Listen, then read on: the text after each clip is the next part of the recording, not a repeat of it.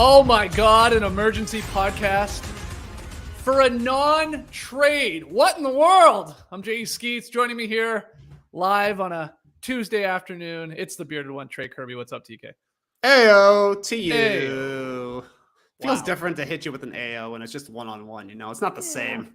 But you never know what the stream team's going to drop to. You might see some AOs come flying in there. Shout out to the stream team joining us live here. Appreciate it on YouTube. Take a second, hit that like button. Come on, let's get those likes up. Subscribe get those likes up.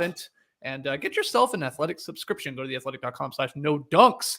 So yeah, let's just jump right into it. It's just TK and I here to talk big about news today. Big news in the NBA. Man, a lot of real news happening out there. Time is a flat circle. It is true. After weeks, like 7 weeks of reports and rumors and speculation and tweets, the tweets, Kevin Durant has ended up right back where he started because the Nets announced today that they will not trade Durant following a meeting with owner Joe Tsai, his wife, Clara Wu, coach Steve Nash, and general manager Sean Marks in Los Angeles on Monday. For those that have been living under a rock, Katie requested a trade from the Nets on June 30th. The Nets were unable to find a deal to meet their asking price. Durant wanted to go to the Suns or the Heat, remember? But then he opened up that list and he said, no, I'll go anywhere you can get me. But it became sort of implausible. So the Nets statement, I think this is actually really fun to look at here. So I'm going to post it for everyone joining us on YouTube. Here's the Nets statement. This is from Sean Marks. Quote, Steve Nash and I, together with Joe Tsai and Clara Wu Tsai, met with Kevin Durant and Rich Kleiman in Los Angeles yesterday. So on Monday, we have agreed to move forward with our partnership. We are focusing on basketball with one collective goal in mind, build a lasting franchise to bring a championship to Brooklyn. End quote. TK, you're already giggling away. What was your immediate reaction to this big news here today? Well, I think the Nets are big winners in this trade here, Skeets. I agree. They gave up Kevin Durant and somehow they got Kevin Durant back. Wow. I didn't expect it. I didn't expect it. People were saying maybe the best player you can get for Kevin Durant is Jaylen Brown, but as it turns out, it's Kevin Durant. I'm envious of the people who haven't put a single Kevin Durant podcast in their ears yet this summer.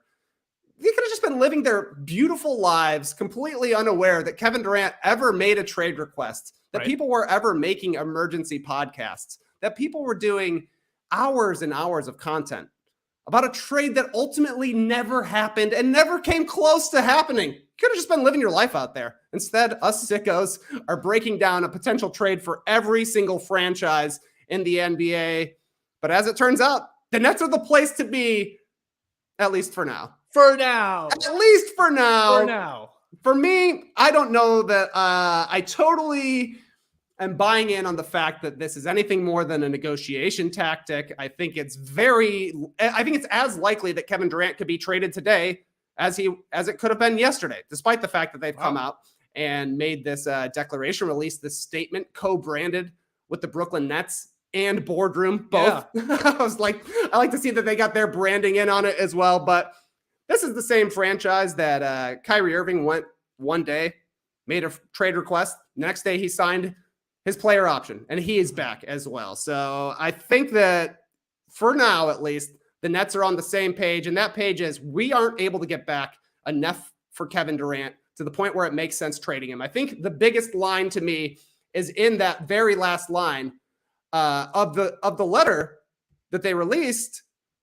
We want to build a lasting franchise to build a championship to Brooklyn. When you look at all the trade packages that have been potentially suggested for Kevin Durant, it looks like they would be left, the Nets would, in a worse place than before trading Kevin Durant. So I think it's pretty obvious to the Nets that if Durant leaves, if Kyrie Irving leaves, they're left with nothing and having already traded everything away. So they didn't see a way that they could actually reboot their franchise and go forward from this point without keeping Kevin Durant around. So I think the Nets have to be big winners in all of this. They stood their ground for the entirety of the time.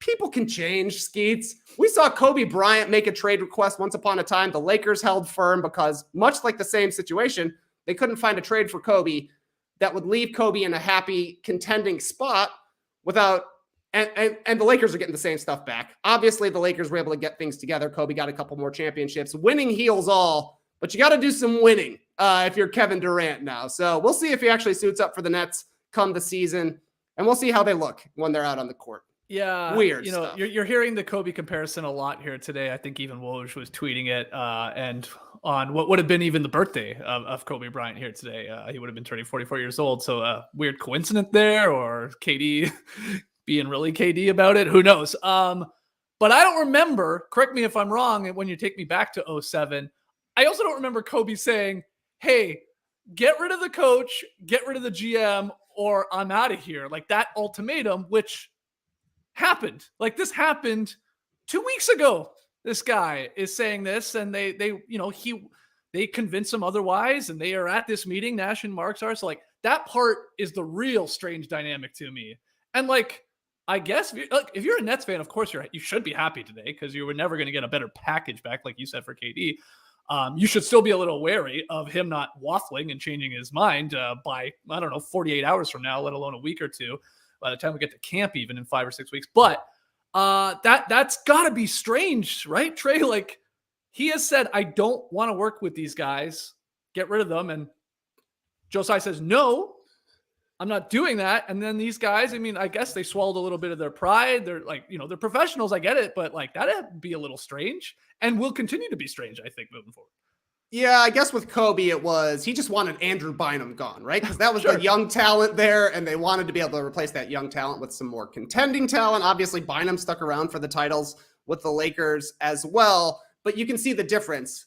Kobe Bryant was on a much different level than Andrew Bynum, especially early in Bynum's career. With Kevin Durant, it's like you're going up against the front office. You're going up against the coach, who is a Hall of Famer, 2-time MVP himself. And obviously you're going up against Josiah, the recent purchaser of the Nets not too long ago, one of the richest dudes to own a franchise in the league. So, he's punching up a little bit. Whereas with regards to Kobe, it was like, if it's coming down to Kobe and Andrew Bynum, you know who's winning that power struggle. It's obviously different here, and it makes for a very interesting first couple of days of camp. We already know that Kevin Durant and Kyrie Irving have interesting relationships with their coach. When he was hired, Kyrie was saying, we got 3 head coaches out there. Give me the ball in the post. But Steve Nash was the guy they wanted way back when, 2 years ago.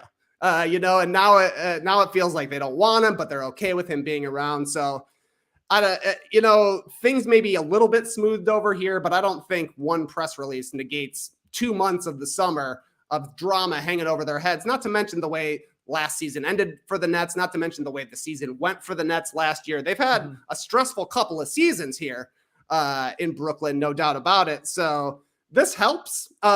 Keeping Kevin Durant helps, but they still got a ton of stuff to figure out. Mostly, can they get everybody on the same page trying to win together? Yeah, right. I mean, this could go very easily sideways or a little off track.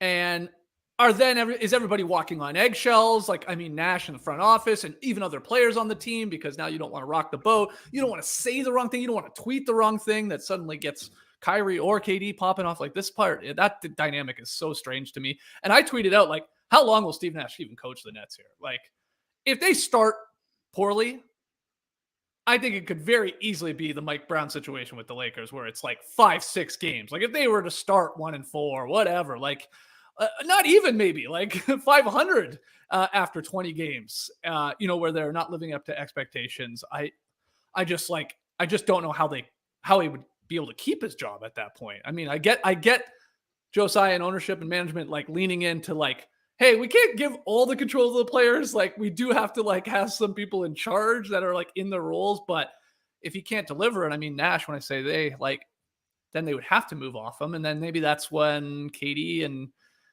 Kyrie, so to speak, are getting what they want in the end anyway. I don't know. This is wild. Yeah, I certainly think that Nash is under a ton of pressure right now. As we've seen with Kevin Durant, like the guy wants to leave and they can't find a place that makes sense for him to go with the return coming back. So it's hard to change the players. They've already changed around the one unhappy guy who left last year in James Harden. They're bringing back Ben Simmons. Like Steve Nash has to coach Ben Simmons this year. He's got there's a couple of new rotation players who are going to be in the mix as well with Royce O'Neal and TJ Warren, who they're going to have to work in. A guy like Nick Claxton is coming back. You assume he's going to have a bigger role this year, especially considering Bruce Brown left. Like, Bruce Brown was one of the integral parts to the Nets' best lineups last year, maybe the most intense defender that the Nets had. And now he's gone, likely replaced with Ben Simmons. But there are a lot of question marks for Steve Nash to figure out. Sean Marks ain't going anywhere. Joe Tsai ain't going anywhere. We just saw that Kevin Durant and Kyrie Irving, you can't trade them right now. So Nash is the guy that's going to be on the hot seat, no doubt about it. I thought that the 76ers would probably have the most pressure coming into this season because I thought the Nets would just eventually do this trade, maybe do the Kyrie to the Lakers trade as well. And they'll just be kind of like, and also ran in the Eastern Conference. But if you got Kevin Durant and you got Kyrie Irving, they made moves to try and improve a little bit in the offseason. Theoretically, Ben Simmons is going to be an all-star caliber player again at some point. They're expecting to be good once again. Oh, yeah.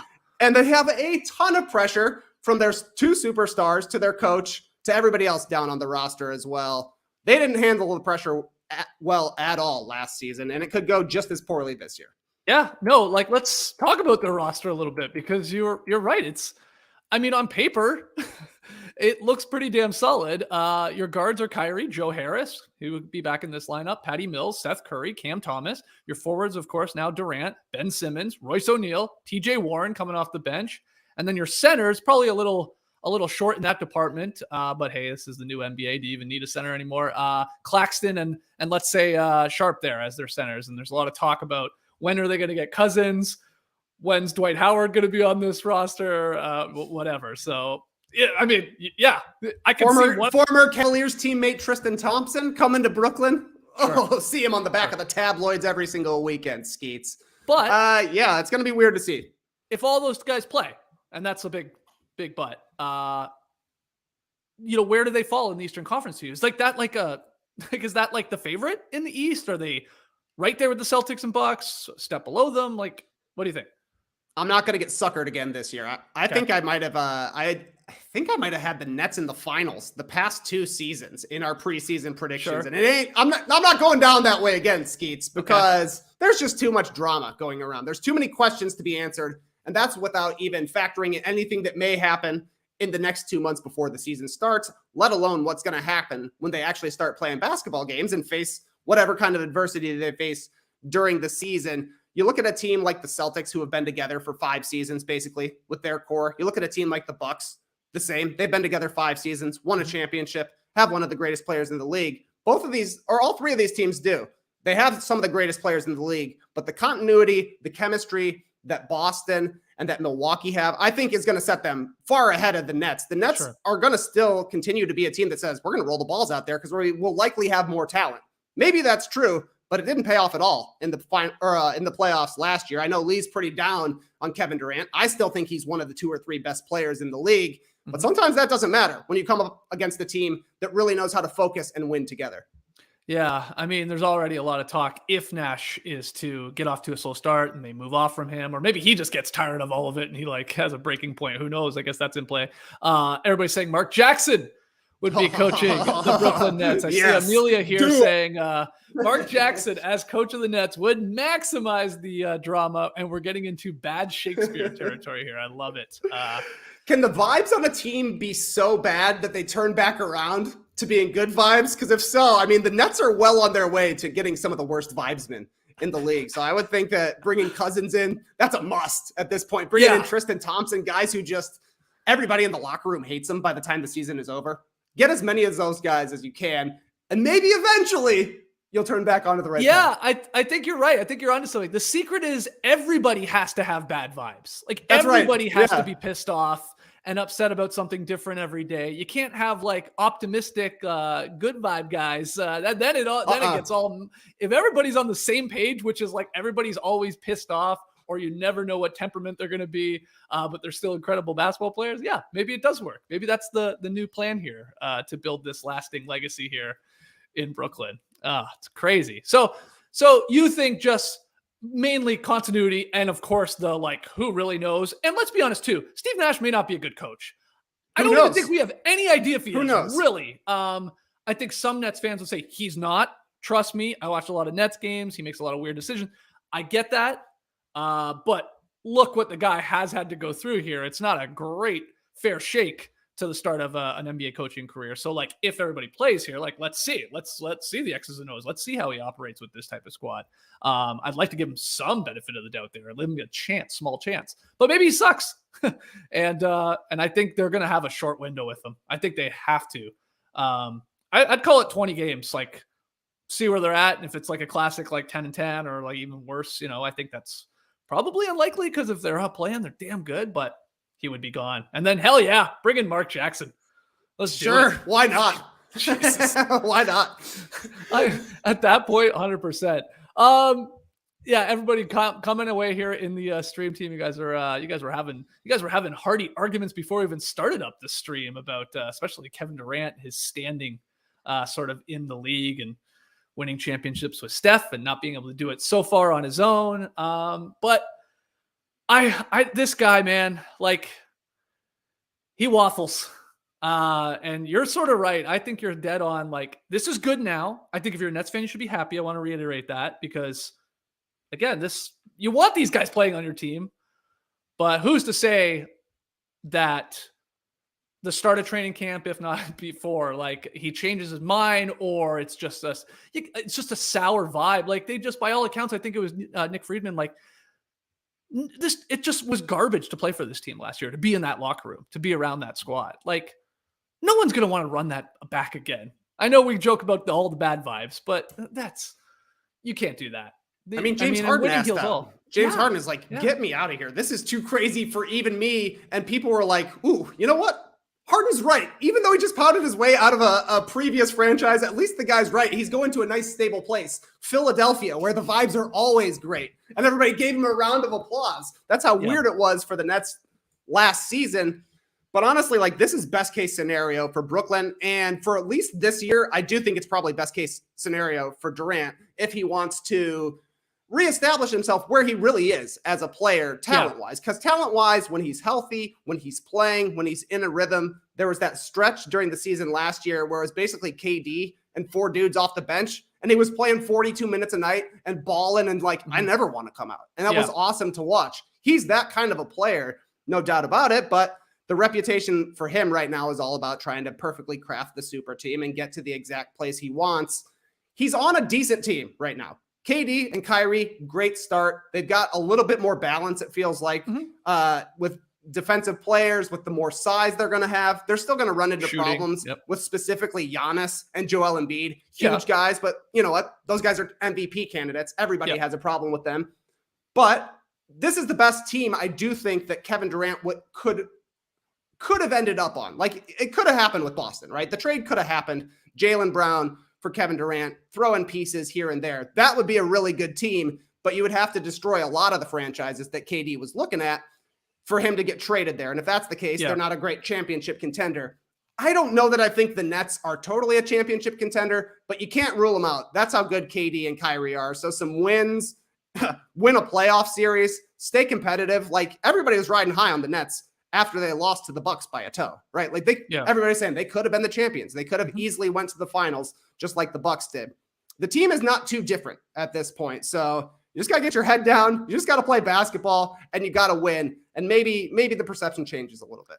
Do you think this means Kyrie Irving is definitely here for this 1 year before his contract obviously runs out with the Brooklyn Nets after picking up the player option? Like, does this trade or change any of the Kyrie equation to you and the possibility of being traded to the Lakers or another team? No. I mean, definitely, you can't say anything is definite with these two in this franchise right now, because when LeBron signed his extension and it made him kind of ineligible for a trade for the next season, then I was like, oh, this Kyrie trade is happening for sure. It's going to be Westbrook for Kyrie, and then they'll figure out a Durant trade as well. So I think that that's probably still something that's going to be discussed at some point. So I'm not totally convinced that the Nets roster we're looking at today is the same one we see once camp opens up. So it's a nice little respite from thinking, is today the day Kevin Durant gets traded? Is that going to happen finally? It doesn't feel like it's going to happen, but that's probably the time when we're letting our guard down and then they hit us with it. Yeah, you never know. I mean, it's just like, unfortunately with this squad too, it's like, it's not even unfortunately because this is the bed you made and now you got to lay in it, but it's like, they put out one fire, like they finally get it under control, and then another one flares up over here. And then you get a little control of that one. Okay. And then something else. It's like, I was joking with, I think Gourmet Spud on Twitter. It's like, what's going to hit this team next? Like Joe Harris is going to have monkeypox suddenly. And it's like, everyone's going to be like terrified of it, transferring to the rest of the team. It's like, just when you think like, all right, everybody cool? We're good. Something else is, going to pop off here. It's, I'm joking about monkeypox. I hope Joe Harris doesn't get it. But would you be shocked if something insane happens with one of these other guys on this team? No. Yeah, absolutely not. Like, instead of this summer being about getting Ben Simmons ready to play basketball and make a run at a championship with 3 All-Stars, it's been figuring out what our roster is going to be. Like, this would have been a great summer for those 3 to be getting on the same page, to put together what they actually want to look like on a basketball court together. And instead, it's just been negotiating through the press, basically. So, no, nothing is off the table. With these teams. We haven't seen Ben Simmons play basketball in like a year and a half, and the guy's going to be coming back as a starter, key to their championship hopes. There are still so many things to figure out with the Nets. Yeah, it is wild that all 3 of their main guys have, like, whether they care or not, because I'm not convinced most of them do, like, they do have a lot to prove to the NBA world, NBA fans, like Ben Simmons' case for sure. Can you even still play basketball at an elite level? Like, can you even want to play? KD with the more of the legacy angle of things, like you're saying, like I can lead a team to a championship or to a finals by myself. And then there's the whole Kyrie thing of like, hey, when he plays, he always reminds you, he's like, oh my God, this guy just went for 35 in his sleep. Like, but now what's the issue? And now he doesn't want to play, and now he doesn't want to do this. And it's like, oh my God. Yeah, we'll see. It's like, you were saying at the top, Trey, like, all of this content that was made over this, like over the last, 6, 7, 8 weeks. I'm happy the way we handled it. We didn't go overboard. We made some shows. You had to have an emergency pod when KD said he wanted to be traded. That's a no-brainer. We talked about some of the hypothetical trades, should the Raps throw in Scotty Barnes, should the Suns, they were the hot team at the beginning, should they do it? And all these other teams. Didn't even talk about the Grizzlies over the last couple of days. Like, we didn't go nuts. That was short-lived. And I'm proud of that. Was short-lived, eh? The possible Grizzlies, where the news came out, the Grizzlies are interested, but they don't want to trade any of their good players. No. So literally the next day, the Nets were like, they won't even give us Desmond Bane, man. You gotta stay. They won't even give us Bane. Yeah. You think that's what happened at this meeting that they had? They're like, Clara Wu was pulling up the trade machine and showing them, like, look at this can't even work. Kevin, I hate to say it, man. We asked for Conchar and they said no. So you're gonna have to stick around in Brooklyn for another 4 years. Yeah. That's just how it is. That's how it is. We will see. How long will Kevin Durant be with the Brooklyn Nets? This is what I'm fascinated by. You think he finishes his 4-year extension that starts this season? No, I guess no. That's a risky bet. That's a risky bet. But yeah, then you'd have no. Because even he went to a team where he was given absolutely really anything he wanted, everything he wanted, be it coaches and players and like the new direction of the squad and like make the super team or try and build that. And like, then he was asking for a trade. And it was like, so, what? Still a little confused. I assume it was the Kyrie not getting his extension. What really upset Kevin Durant? That's my boy. That's my guy. And you're not doing it, because he asked like 12 hours later, 24 hours later. Like, they seem to be linked. Yeah, like feels like it. So I guess that's another little bit of a sort of tea leaves we could be looking out for in the future, right? As if the Nets make some sort of overtures to Kyrie about keeping him around long term and really starting to try to establish a championship identity.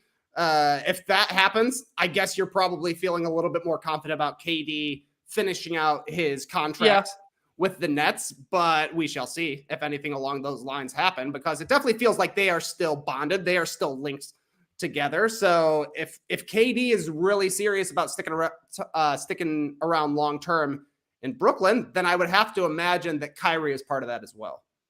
Yeah, true. I also saw, and I want to get your take on this. Someone wrote teams that have been stuck in like this Durant related like holding pattern could now jump into the Donovan Mitchell sweepstakes, even though the Knicks appear to be like the main suitor to acquire Mitchell from the Jazz.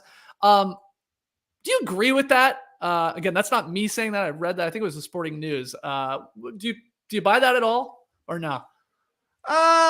Yes, I do buy that, at least if you're working the phones and you're willing to be making all of these trades for Kevin Durant, then you've kind of got some sort of approval, right, to trade players and picks and any sort of other assets that may come by in the future. So you'd just be doing your due diligence to get involved in the Donovan Mitchell as well, since it's going to take some of the same stuff, probably not to the same level that Kevin Durant was, but I don't think that I don't think every team will be calling about Donovan Mitchell like every team should have been calling about Kevin Durant.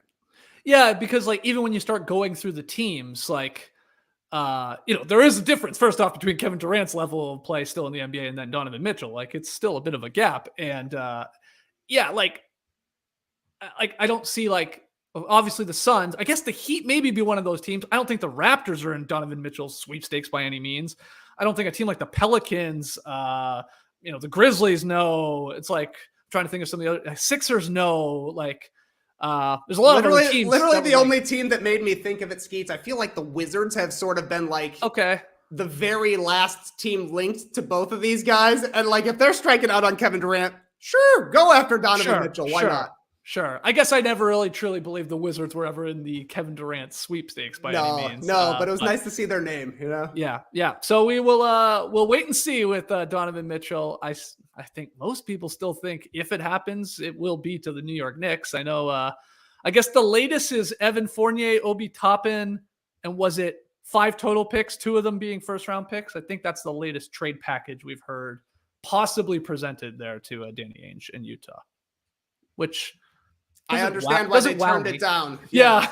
When it was highlighted by Fournier and Toppin, I was like, Fournier was the guy I wanted out of the Knicks starting lineup last year. And Obi Toppin wasn't starting for the Knicks last year. So I see why they said no on that one. Yeah, I agree with that. And there might be a hang up on Grimes. Tibbs loves him some Grimes, but I guess Danny wants him too. Wow. So Grimes will get it done is the possibility. Anyway, we'll wait. We don't need to go much longer. If you've got any questions or comments, fire away here in the stream team. Any final thoughts here, Trey, on Kevin Durant, at least for now, electing to stay with the Brooklyn Nets. And thank you to the Nets and boardroom, like you said, for giving us that statement today from Sean Marks. Yeah, I guess my last thought, I've seen this a couple of times on the stream team, saw it on Twitter. No Nets on Christmas, by the way, WB says. Schedule makers are probably like, come on, man. Oh, they got to let us know 2 weeks ago. Pissed schedule makers. Even I think, you can fact check me on this. Pelicans Nets, which I think is the second night of the season, I don't think it's on national television. Oh, it's the league passer, huh? I think so. Somebody can fact check me in the stream team, but I'm pretty sure as of right now, that's not even on ESPN or NBA TV or something like that. That's straight LP. So the schedule makers got to be furious over this. But what are you going to do? Well, yeah, what are you going to do? At some point, they have to make the schedule for people to decide. Especially on Christmas.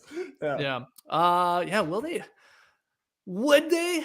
Honestly, no, there's no way they could flex the Nets into a Christmas Day game at this point, right? Like they couldn't say hey, Suns or Nuggets, like a late flex. A late flex. I like it. Nobody wants to see the Suns on Christmas. Get them out of there. Wow. Get KD in here. Okay. And then watch him get traded to the Suns. Yeah, exactly. If they want Kevin Durant to get traded, schedule the Nets for Christmas. Yeah. All right, guys, let's call it there. A quick 30 here, just a little immediate reaction podcast to this KD news dropping here on whatever day we're on. I don't know, August 23rd. Yeah, that's what it is. Yeah, June 30th, he asked for the trade. 2 weeks ago, he gave them the ultimatum. And then today, after whatever brunch or lunch they had, they were cool. I can't wait to, Trey, I tweeted, I can't wait to get the details of what the meal was. I always love that. Remember they had remember the Lillard, LeBron, Anthony Davis meal? Yes. Italian salad. Italian pasta salad. And rosé. That's what they had. So can't wait to find out what these guys had. Chicken piccata is my guess. It's a nice dish in the summer. Very bright.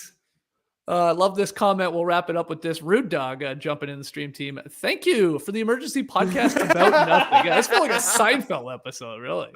Truly did. But we gave Norman it something. Powell was the low bar for an emergency podcast, but apparently it's a guy not getting traded. Well, hey, if you want another podcast to tide you over, you just did one with Great and Gordian over on the No Bunks. No, I literally put no bunts and no breaks together when I said no brunks.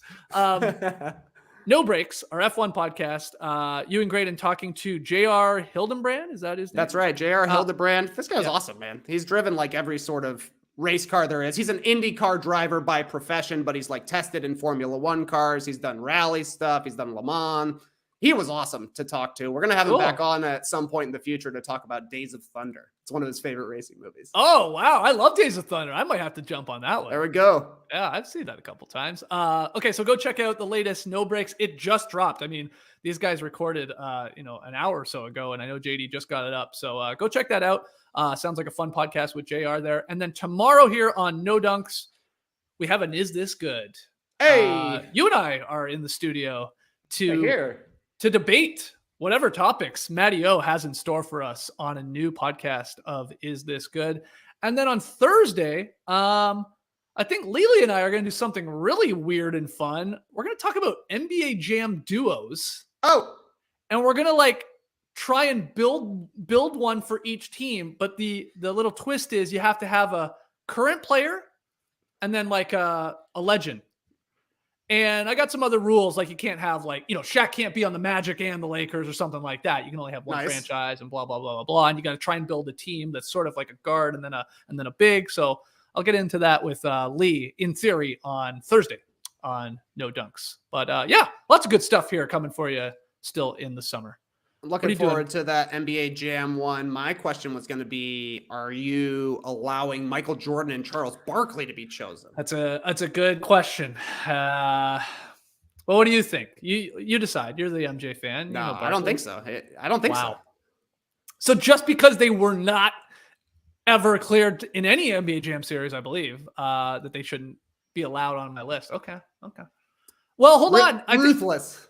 Jordan is apparently appearing in the latest PGA 2K3. I saw that. I saw him taking a shot with his bucket hat on. Yeah. And then I saw a Photoshop of him taking that shot with the bucket hat on and a giant pair of jeans photoshopped on instead of the usual shorts. That was very funny. Yeah, big jeans. He should be smoking a cigar for sure out there.